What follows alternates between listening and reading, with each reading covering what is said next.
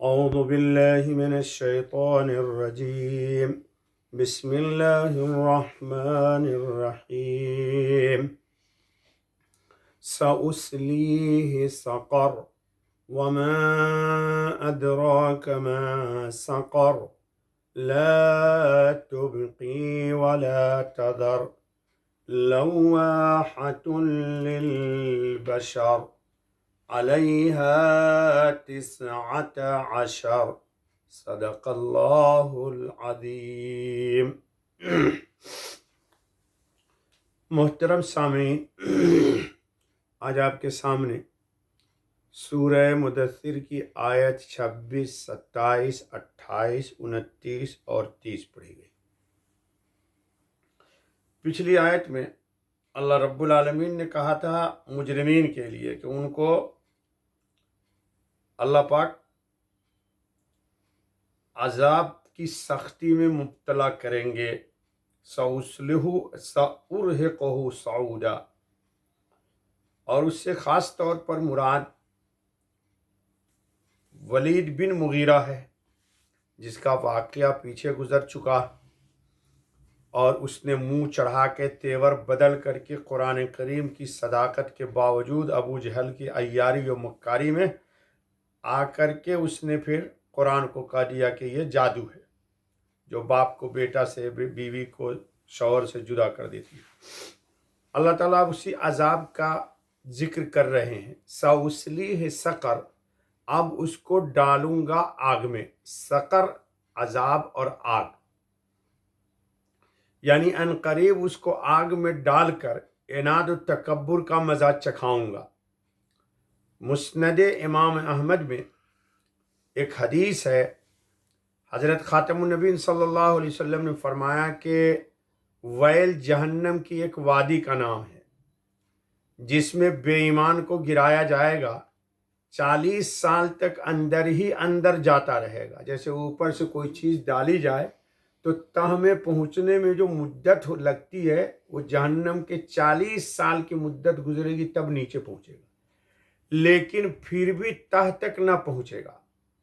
اور صعود جہنم کی ایک آگ کی پہاڑی کا نام ہے، لا الہ الا اللہ۔ یہ جو آیا ہے سأرہقہ صعودا، جس پر بے ایمان کو چڑھایا جائے گا، 70 سال تک تو چڑھتا ہی رہے گا، پھر بھی وہاں سے نیچے گرا دیا جائے گا، 70 سال تک نیچے لڑھکتا رہے گا اور اسی ابدی سزا میں گرفتار رہے گا۔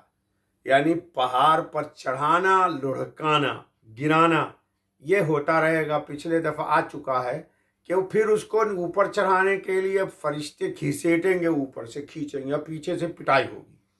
وما ادراک ما سقر، اب اللہ خود ہی کہہ رہے ہیں، اور تو کیا سمجھا کیسی ہے وہ آگ، لا تبقی ولا تذر، نہ باقی رکھے اور نہ چھوڑے۔ وہ جو سقر ہے، عذاب یا آگ، وہ جو وہاں چلا گیا نہ تو وہ باقی رہے گا اور نہ کچھ وہاں چھوڑا جائے گا۔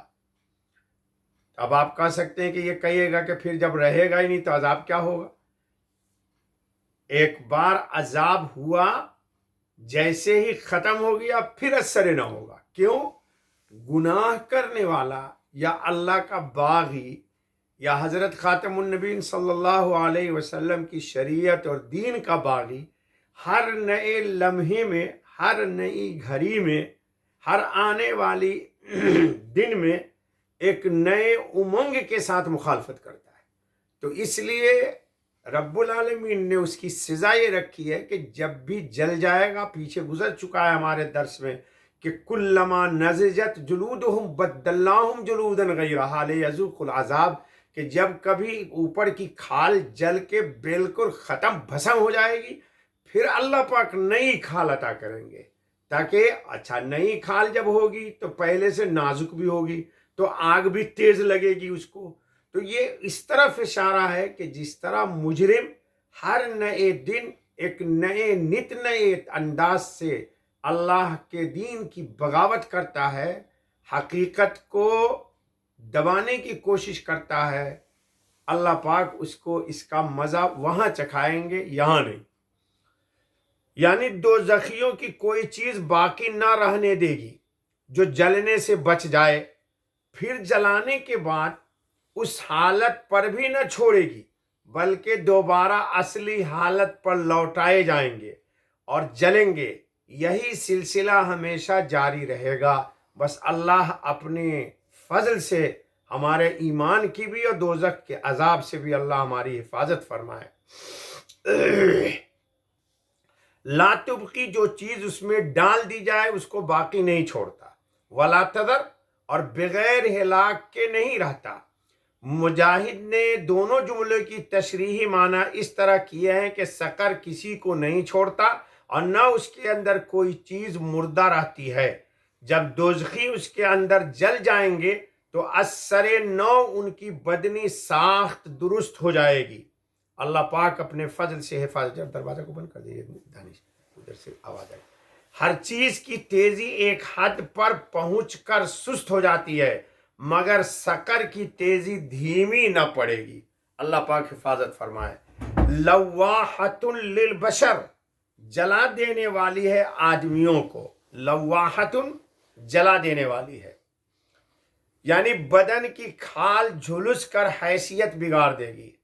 حضرت شاہ صاحب رحمۃ اللہ علیہ لکھتے ہیں کہ دہکتا لوہا سرخ نظر آتا ہے، آدمی کی پنڈلی پر وہ سرخی نظر آئے گی۔ لا الہ الا اللہ محمد رسول اللہ۔ کہ دوزخ میں جانے کے بعد جس طرح ان لوہا گرم ہونے کے بعد سرخ نظر آتا ہے انسان کی پنڈلی، جہنم میں جلنے کی وجہ سے سفید کھال کو بگاڑ دینے والی ہے، سفیدی کو سیاہی سے بدل دینے والی ہے۔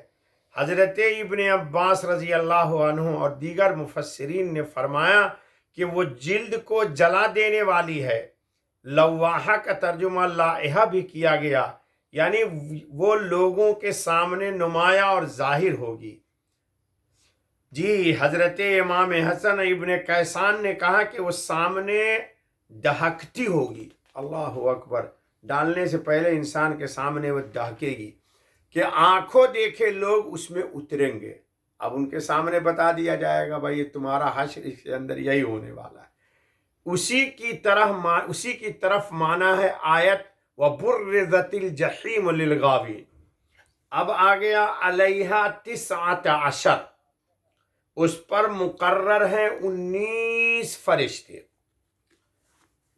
دوزخ کے منتظمین، یعنی دوزخ کے انتظام پر جو فرشتوں کا لشکر ہوگا اس کے افسر 19 فرشتے ہوں گے۔ کتنے فرشتے ہوں گے اس کی انشاءاللہ تشریح آج تو نہیں پائے گی، کل کے درس میں کر دیں گے۔ جن میں سب سے بڑے ذمہ دار داروغہ کا نام مالک ہے، یعنی مالک جہنم۔ حضرت شاہ صاحب رحمۃ اللہ تعالی علیہ نے نہایت تفصیل سے 19 کے عدد کی حکمتیں بیان کی ہیں جو قابل دید ہیں۔ خلاصہ یہ کہ جہنم میں مجرموں کو عذاب دینے کے لیے 19 قسم کے فرائض ہیں، جن میں سے ہر فرض کی انجام دہی ایک ایک فرشتہ کی سرکردگی میں ہوگی۔ یعنی 19 طرح کا عذاب ہے، اس کی تشریح انشاءاللہ کل آ جائے گی۔ کوئی شبہ نہیں کہ فرشتہ کی طاقت بہت بڑی ہے، اور ایک فرشتہ وہ کام کر سکتا ہے جو لاکھوں آدمی مل کر نہیں کر سکتے ہیں۔ لیکن یاد رہے کہ ہر فرشتہ کی یہ قوت اسی دائرے میں محدود ہے جس میں کام کرنے کے لیے وہ مامور ہوا ہے۔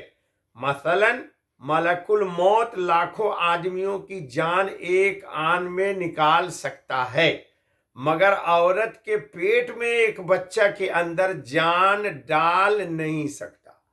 تو یہ جو اللہ نے کہا کہ علیہا 19 فرشتے 19 عذاب پر مقرر ہیں، ہر فرشتے کے ذمے وہاں عذاب کی ایک نئی قسم ہوگی جس پر دوسرے فرشتے کو قدرت نہیں ہوگی۔ ہو گیا، چلو آنے دو۔